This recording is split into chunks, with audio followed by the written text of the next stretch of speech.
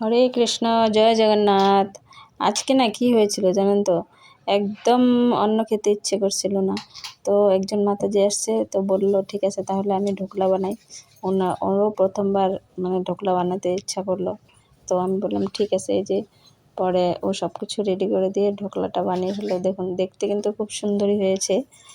মানে জানি না খেতে কেমন হবে, তারপর ট্রাই করে বলবো কেমন হয়েছে।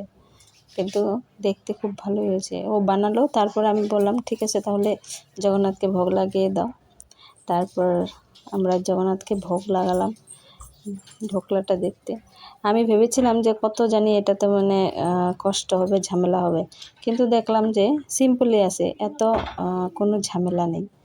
তো যারা যারা ঢোকলা খেতে ভালোবাসেন ওনাদের এত মানে এটা কষ্ট নেই, মানে সিম্পলি আছে। আপনারা চাইলে বানিয়ে খেতে পারবেন ঘরে। যখন কোনো দিন প্রতিদিন আমাদের অন্য খেতে ইচ্ছা হয় না, একটু আলাদাও ট্রাই করতে ইচ্ছা করে।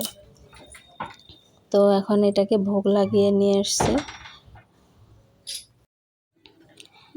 তারপর বললাম মাতাজিকে ট্রাই করে দেখো তো কেমন হয়েছে। তো মাতাজি বললো খুব ভালোই হয়েছে, টেস্ট হয়েছে। তারপর আমি বিশাখাকে দিলাম একটু, দেখো তো বিশাখা কেমন হয়েছে। বিশাখার কাছেও বললো বহুত টেস্ট হয়েছে। তারপর একটু আমিও খেয়ে দেখলাম যে কেমন হয়েছে। দেখি তো কেমন হয়েছে। সত্যি তো খুব ভালো হয়েছে, সত্যি আপনারাও একবার ট্রাই করে দেখবেন। জয় জগন্নাথ।